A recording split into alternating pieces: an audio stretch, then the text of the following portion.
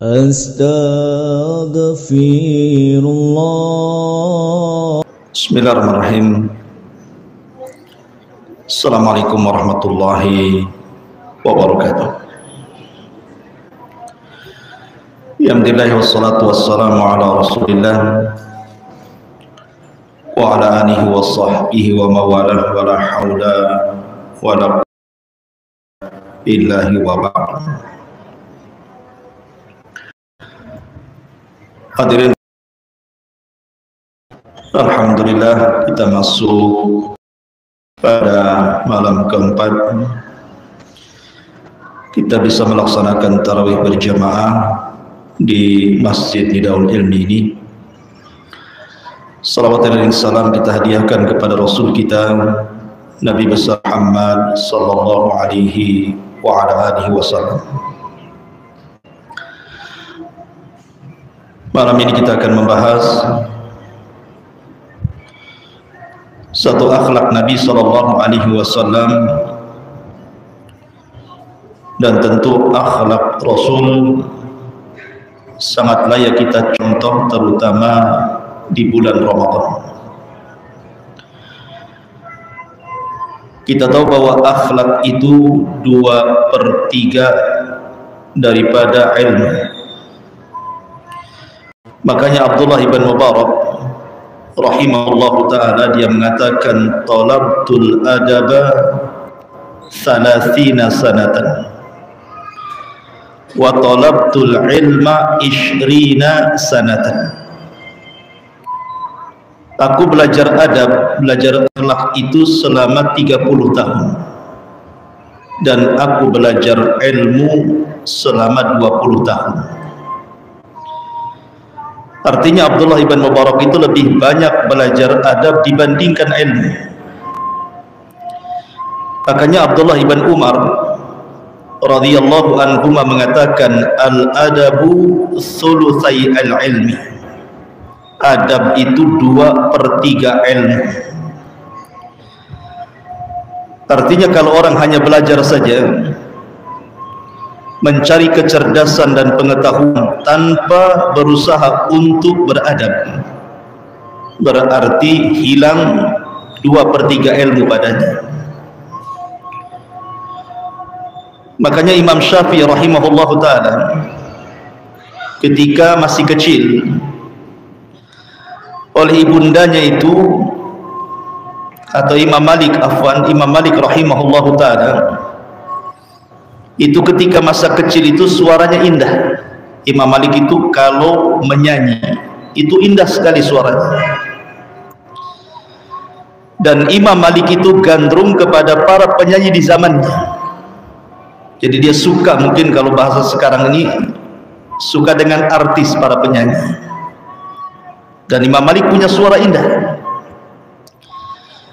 Kemudian oleh ibundanya Ummu Malik, dia mengatakan, ya Malik, innal mughanniya idza kana qabihal wajhi tarakan nas.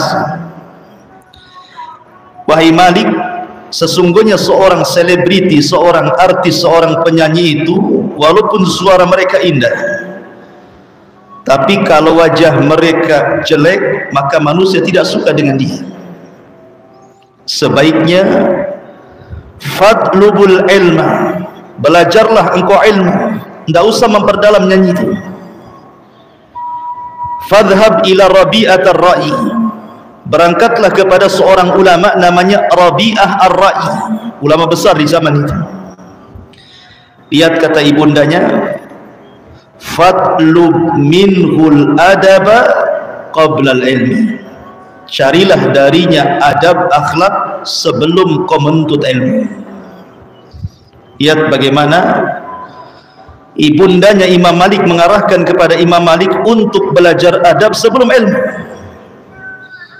karena ilmu itu diraih dengan adab.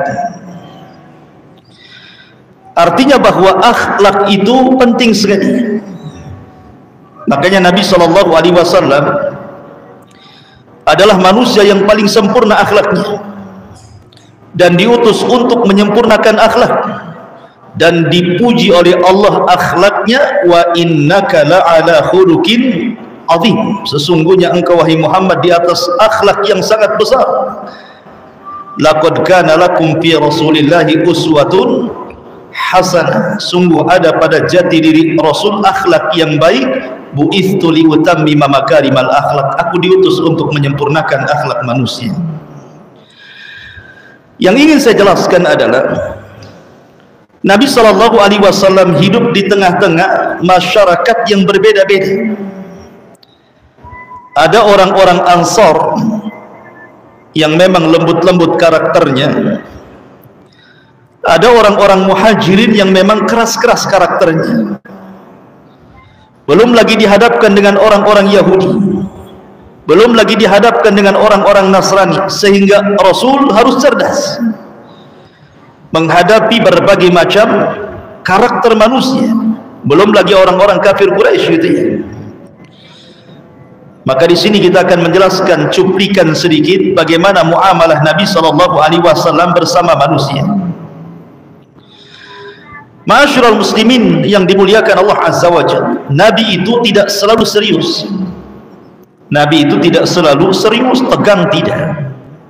Nabi itu suka bercanda juga.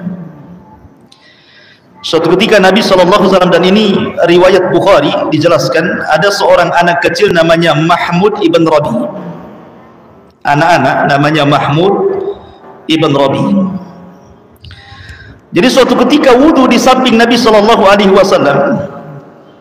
kemudian Nabi SAW memasukkan, ketika kumur-kumur, memasukkan airnya ke mulut, disemburkan ke mukanya. Kemudian Rasul tertawa. Coba antum buat kayak gitu. Antum buat kayak gitu ya, antum wudu gitu, di sampingnya mukanya disembur gitu ya. Antum tidak perlu ketahui, ini sunnah Nabi, sunnah ikhwan. Ini Nabi yang melakukannya, ini sunnah ya kan. Cuman masalahnya kalau di zaman sekarang melakukan sunnah ini tersinggung semua. Pamanya anak wudu sama Bang Karim di samping sesemprot, besoknya tidak mau sholat di sini. Kurang adab Ustadz nih katanya. Masa saya disemprot air wudu? Ini sunnah Nabi. Coba. Sunnah-sunnah yang seperti ini hilang. Bahkan sekarang ini kalau menggunakan sunnah ini, lihat-lihat orang. Mungkin kalau saya nyembur, mungkin kuranglah tersinggungnya kan. Segan sama Ustadz kan. Coba antum sesama antum, mungkin kelahi itu di kamar wudu. Mungkin semprot-semprotannya. Tapi ini sunnah Nabi. Ya. Nabi bercanda kan di sini. Luar biasa, Nabi itu tidak tegang terus, tidak, juga terkadang dia bercanda. Kemudian juga Anas ibn Malik radhiyallahu an, Anas ibn Malik radhiyallahu an, suatu ketika Anas ini masih kecil, karena dia membantu Nabi SAW itu di usia 10 tahun. Ibundanya Anas ibn Malik, Rumaisah bintu Milhan, itu menikah dengan Abu Talha. Maharnya Islam, karena Abu Talha itu kafir, suka dengan ibunya Malik ibn Anas ibn Malik. Walaupun Abu Talha ganteng orangnya, kaya orangnya, terpandang orangnya, tapi dia kafir, ditolak oleh Ummu Anas ini. Kemudian mensyaratkan, kalau engkau ingin menikahi aku, maka maharnya keislamanmu. Makanya kemudian dia masuk Islam, dan itulah mahar pernikahan Abu Talha dengan Rumaisah bintu Milhan, Ummu Anas ibn Malik radhiyallahu anhu. Makanya Anas itu berbangga dengan ibunya. Tidak ada wanita yang lebih mulia maharnya melainkan mahar ibundanya. Lah Abu Talha radhiyallahu anhu dari pernikahan istri yang lamanya, sebelum menikah dengan Ummu Anas ibn Malik ini, punya anak kecil, lebih kecil dibandingkan Anas bin Malik. Ia mungkin usia 5 atau 6 tahun gitu. Namanya Abu Umair. Walaupun masih kecil sudah dipanggil Abu, karena memang kunyah itu hukumnya sunnah dalam Islam. Tapi di zaman sekarang gara-gara para teroris namanya belakangnya Abu-Abu, makanya kadang-kadang mau kenalan pakai Abu itu disangka kawan-kawan teroris gitu. Sampai di Bengkong itu Pak RT bilang, Kalau ingin tahu gang abu-abu, sebelah sana itu abu semua namanya. Sampai disebut gang abu-abu karena Abu Humairah, abu ini, abu di situ. Sampai dibilang gang abu katanya. Tapi dalam Islam kunyah itu sunnah. Namanya Abu Umair, masih kecil loh, 7 tahun dia disebut Abu Umair. Lah Anas bin Malik ini kan kakaknya. Suatu ketika Abu Umair itu kan punya peliharaan burung pipit, kemudian diberi nama Nugair. Artinya boleh kita ini kalau punya peliharaan dikasih nama, nggak apa-apa. Dan di zaman itu juga Abu Umair punya peliharaan burung, kemudian dikasih nama Nugair. Karena anak kecil, ikhwan, Abu Umair kan anak kecil, dia tidak paham bagaimana merawat seekor burung pipit yang masih kecil itu. Entah keinjak, entah kecekik, matilah burung itu. Menangislah Abu Umair ini karena peliharaannya mati. Begitulah anak-anak, dia lebih sedih kalau seandainya mainannya rusak dibandingkan kehilangan yang lainnya. Kalau anak-anak kan paling sedih kalau mainannya rusak gitu. Nangislah Abu Umair. Anas ibn Malik selaku kakaknya melihat, tidak tega melihat adiknya ini. Akhirnya dia datang kepada Nabi SAW umur 10 tahun, kemudian menceritakan bahwa adiknya menangis sedih gara-gara peliharaannya burung pipit namanya Nugair itu mati. Subhanallah. Nabi SAW datang kepada Abu Umair untuk takziah gara-gara kematian burung. Coba, burung mati Rasul takziah. Kira-kira kalau tetangga mati kucing anggoranya gitu, takziah enggak tuh? Ada tetangga kucing anggora mati kena lindas gitu. Nabi SAW takziah walaupun yang mati itu burung pipit itu. Kemudian Nabi SAW menghibur Abu Umair dan mengatakan, ya Aba Umair, ma fa'alan Nugair. Riwayat ini dalam Sahih Bukhari. Wahai Aba Umair, apa yang terjadi dengan burung musi Nugair itu? Kata Abu Umair, mata ya Rasul, mati Rasul keceki ini. Anak-anak mungkin mati keinjak keceki, matilah istilahnya kan. Kemudian Nabi SAW menghibur Abu Umair yang usianya 7 tahun itu. Begitulah akhlak Rasul. Walaupun ke anak-anak itu sayangnya luar biasa. Ma'asyiral muslimin yang dimuliakan Allah Azza wa Jalla. Bahkan terkadang Nabi SAW itu bermuamalah luar biasa tanpa melihat orang sampai kepada fuqara wal masakin. Diceritakan oleh Anas radhiyallahu an, ada seorang laki-laki dari Badui namanya Zahir.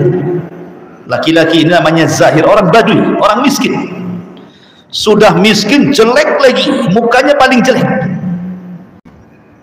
Miskin, jelek mukanya. Sudah tidak punya harta, tidak punya ketampanan, tidak punya kehormatan. Ada yang mengatakan dia seorang budak. Tetapi Nabi SAW tidak pernah melupakan kebaikan manusia. Jadi suatu ketika Nabi SAW singgah di Badui, di rumahnya Zahir ini, dan dijamu.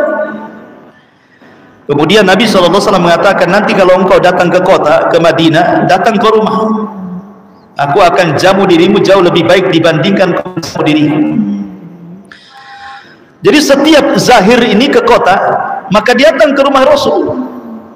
Maka Rasul memuliakan Zahir ini. Sampai suatu hari Zahir ini datang ke rumah Rasul, Rasul tidak ada. Sedih dia. Akhirnya kemudian dia pun ke pasar, ingin membeli sesuatu dan ingin dibawa pulang. Rupanya Nabi SAW ketika pulang, kata istrinya mengatakan bahwa tadi ada Zahir datang mencari dirimu wahai Rasul. Langsung Rasul kaget, di mana Zahir? Akhirnya orang-orang mengatakan Zahir ada di pasar. Rasul pun ke pasar. Tiba-tiba ketika Zahir berdiri di tengah-tengah pasar itu, dipeluk dari belakang oleh Rasul. Bayangkan, Zahir ketakutan nih. Siapa yang memeluk dirinya dengan sangat kencang sekali? Jangan-jangan orang jahat. Tetapi dia melihat manusia yang memandangnya, tidak ada yang memandang dengan serius, semua tertawa. Nah, barulah kemudian Zahir ini agak reda, kenapa orang kok ketawa sama saya gitu. Ketika dia melirik ke belakang, rupanya Nabi SAW. Kemudian Nabi SAW mengatakan, man yashtari hadal abd, siapa yang mau membeli budak ini, katanya. Nabi SAW langsung teriak, siapa yang mau membeli budak ini? Maka kemudian Zahir mengatakan, ya Rasulullah, kau buat harga berapa diriku? Aku ini budak yang tidak ada harganya, tidak ada orang yang mau denganku, katanya. Tapi Nabi SAW mengatakan, indallahi anta ghalin, tidak, bahkan di sisi Allah engkau adalah mahal. Kemudian Nabi SAW bercanda sampai satu pasar tertawa. Artinya Nabi SAW juga suka bercanda gitu, bermuamalah dengan orang susah gitu ya, senang gitu. Kalau ketemu dengan orang susah, senang dia. Sampai-sampai dicarinya ke pasar dia. Kalau para pemimpin di zaman sekarang ya, wallahu a'lam gitu, ada momen-momen tertentu saja mengunjungi orang susah itu ya. Kalau pas momen mau cari suara, datang dia ke ruli-ruli gitu ya, ngasih sumbangan, janjiin jalannya mau diaspal gitu, gitu ya. Itu aja ya. Kalau hari-hari biasa mana mau nyari-nyari ya. Itulah beda pemimpin. Nabi memberikan contoh terbaik bagi para pemimpin-pemimpin dunia. Bahkan Nabi SAW itu tahu bermuamalah dengan orang sombong. Nabi akan sombong kalau di hadapannya orang sombong. Tidak mengapa kita membalas sombongan dengan kesombongan. Kalau orang ini sombong, kita boleh sombong lagi supaya meredakan kesombongannya. Ketika Nabi SAW umrah pertama, umrah Hudaybiyah itu kan tidak boleh masuk, dihadang. Kabilah-kabilah yang lain bisa umrah, giliran Nabi SAW dan pasukannya tak boleh umrah pula, karena disangkanya orang-orang kafir Quraisy Rasul itu datang untuk perang. Maka Rasul membuktikan bahwa kedatangan mereka bukan untuk perang, tetapi untuk umrah. Makanya kemudian hadiah binatang-binatang sembelihan itu dikumpulkan, bahwa kalau memang saya perang, saya tidak akan bawa binatang hadiah untuk menyedekahkan penduduk Mekah. Saya datang untuk bersedekah kepada penduduk Mekah. Lihat ini, hadiah-hadiah ini, kurban-kurban untuk dikorbankan di Mekah. Sehingga ada salah satu tokoh Akhbas ingin melihat betul nggak Rasul itu ingin umrah atau tidak. Belum sampai berjumpa, Rasul sudah melihat binatang-binatang yang akan disedekahkan bagi penduduk Mekah. Dia datang ke penduduk Mekah, demi Allah, kedatangan Muhammad bukan untuk perang. Betul-betul dia ingin ibadah dan bersedekah kepada penduduknya. Tapi Abi Sufyan dan tokoh-tokoh yang lainnya justru tetap menolak, sampai pemimpin Akhbas ini marah dan mengatakan, kalau kalian tidak percaya dengan kabar yang kuhabarkan kepada kalian, aku akan teriak kepada kabilahku, kuusir kalian semua dari Mekah. Akhirnya kemudian diutuslah satu orang namanya Urwah Ibn Mas'ud Al-Thaqafi. Orangnya sombong, pemimpin kaum, sombong lagi. Ingin berdialog dengan Nabi SAW. Ketika Rasul dari kejauhan nampak ada Ibn Mas'ud Al-Thaqafi, ini orangnya sombong, pemimpin kaum. Maka Rasul juga ingin menghadapi sombong dengan sombong. Kata Rasul kepada Abu Bakar, kemari, kalian harus duduk berdiri di hadapanku. Akhirnya Abu Bakar, Umar, Utsman berdiri layaknya Rasul seorang raja. Kemudian Mughirah bin Syu'bah langsung di samping Rasul menggunakan baju besi dengan pedang. Kalau dia seorang pemimpin, maka aku juga pemimpin. Nah, gitulah. Nah, dari sini boleh seseorang itu mensikapi orang sombong dengan kesombongan. Ketika datang, Urwah itu sudah ngomong tinggi, tinggi sekali ngomongnya. Tapi Abu Bakar Siddiq radhiyallahu anhu kemudian berusaha membantah. Akhirnya semakin reda kesombongannya, sampai ketika kemudian dia diancam, dia mulai melembutkan kata-katanya, ingin mendekati Rasul dan hendak memegang janggutnya. Begitulah orang Arab kalau melembutkan hati saudaranya itu dengan dipegang janggutnya. Jadi kalau lagi marah orang Arab itu pegang janggutnya, itu lemas. Kalau antum lagi marah pegang janggut, disangka maunya ke antum marah balik gitu. Orang Arab begitu, kalau lagi marah pegang janggutnya, lembut dia. Tetapi Mughirah bin Syu'bah tidak mau rambut Rasul disentuh oleh Urwah ibn Mas'ud al-Thaqafi. Diambil pedang sama gagangnya, ditepuk tangannya, jangan kau sentuh janggut Nabi. Dipandangnya Mughirah, kan nggak tahu karena pakai baju besi, pakai helm besi, nggak tahu siapa gitu. 2 kali mau menyentuh janggut Nabi, dipukul lagi sama gagang pedang, sampai 3 kali, sampai keempatnya Mughirah mengatakan, kalau kau sentuh keempat kalinya, kau pulang tanpa tangan. Akhirnya Urwah mengatakan, ya Muhammad, siapa orang ini? Kasar sekali katanya. Gitu. Aku kan delegasi Mekah, kok kasar sekali orang ini. Dia mengatakan dia adalah ibnu ammik, anak pamanmu, Mughirah ibn Syu'bah al-Thaqafi, dari Thaqaf, cuma dari Thaqafi juga, dari suku Thaqaf gitu. Oh, kau Mughirah ya katanya. Kau kurang ngajar sama pamanmu katanya. Mughirah makin marah gitu ya. Tapi dari sini lihat, Nabi SAW bermuamalah dengan orang sombong. Rasul bermuamalah dengan sombong, dibuat sombong lagi. Terkadang perlu gitu ya, orang sombong dibalas dengan kesombongan itu, biar dia tahu siapa dia. Bukan dia saja pembesar itu. Begitulah Nabi SAW. Terkadang Nabi SAW juga dia bisa meredamkan kemarahan orang atau mengetahui bagaimana situasi manusia. Contoh ketika Rasul sakit, Rasul tahu sahabat itu sedang sedih, sahabat sedang memikirkan kondisi dirinya, sahabat sedang galau gitu. Maka Nabi SAW ketika dia sakit, dia memerintahkan Abu Bakar untuk mengimami manusia. Lihat, Rasul tidak memerintahkan Umar, padahal sudah disarankan oleh Aisyah. Rasul Umar saja kata Aisyah, kata Rasul tidak Abu Bakar. Rasul tidak memerintahkan Utsman, Ali atau sahabat yang lainnya. Rasul tahu bahwa dalam posisi seperti ini harus Abu Bakar tampil. Dalam posisi umat sedang galau, sedang sedih, sedang bingung, harus ada sosok penggantinya. Makanya Nabi SAW mengatakan kepada Aisyah radhiyallahu anha, muru Abu Bakrin bi an yusalliya bin nas, perintahkan Abu Bakar salat mengimami manusia. Karena Rasul tahu posisi Abu Bakar di mata para sahabat, untuk menghibur para sahabat. Karena memang kondisi Rasul SAW sangat menyedihkan, sudah sakit berhari-hari dan tidak bisa bangun. Itulah Rasul tahu bagaimana bermuamalah dengan para sahabat dalam situasi tertentu. Ma'asyiral muslimin yang dimuliakan Allah Subhanahu wa taala, termasuk juga Rasul tahu bermuamalah dengan orang yang keras hatinya. Jadi ketika Nabi SAW sedang menggendong Hasan dan Husain, anak kecil gitu, cucu Rasul, diciumi sama Nabi. Adalah orang Badui datang kepada Rasul dan mengatakan, Rasul, saya itu punya 10 anak, tidak pernah saya cium mereka. Maka Rasul mengatakan, jangan, ciumlah anak-anak.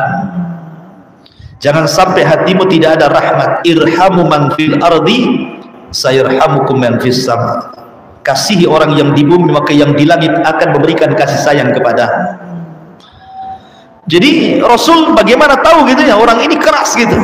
Sama seorang laki-laki yang datang kepada Rasul minta nasihat. Rasul tahu karakter ini, orang ini suka marah, suka emosi. Maka Rasul mengatakan, ketika mengatakan ausini ya Rasul, minta wasiat aku wahai Rasul, kata Rasul, la taghdab, jangan marah. Jangan marah kau ya. Kemudian orang ini mengatakan yang lain lagi Rasul, kata Rasul, jangan marah.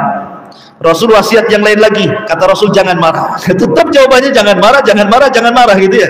Karena Rasul karakter orang ini tahu, memang dia tukang marah. Maka itu yang ditekankan Nabi SAW. Artinya bahwa Nabi SAW ketika menghadapi orang itu memang tahu situasi gitu ya. Bagaimana cara menghadapi orang-orang kafir, bagaimana cara menghadapi orang-orang musyrik, bagaimana cara menghadapi para sahabat, bagaimana cara menghadapi karakter tertentu. Dan itu akhlak kesempurnaan Rasul, sehingga wajar Nabi SAW memberikan pendidikan kepada para sahabat. Tidaklah Rasul wafat kecuali Nabi SAW sudah mempersiapkan 2000 lebih pemimpin kaum muslimin, pemimpin dunia 2000. Kata ulama sejarah itu, tidaklah Rasul wafat kecuali Rasul sudah mengkadar 2000 lebih pemimpin. Jangan cerita 2000. Khulafaur Rasyidin saja, Abu Bakar, Umar, Utsman, Ali, hanya 4 orang saja, sepertiga dunia sudah dikuasai kan? Itu 4 orang tuh. Kemudian al-asyaratul mubashshiruna bil jannah, 10 sahabat yang dijanjikan masuk surga. Ini bukan pemimpin Arab kelasnya, pemimpin dunia, ikhwan. Bukan pemimpin Arab, pemimpin dunia. Di zaman Umar sudah sampai ke Persia, ke Romawi, kan gitu ya. 10 sahabat saja sudah bisa menguasai dunia. Gimana 2000? Kalau seandainya para sahabat ini hidup semua sampai sekarang, mungkin dunia ini menjadi muslim semua, ikhwan. Makanya sering saya katakan, kalau ada orang bicara tentang ilmu parenting, nggak perlu kita bicara tentang ngambil dari barat itu.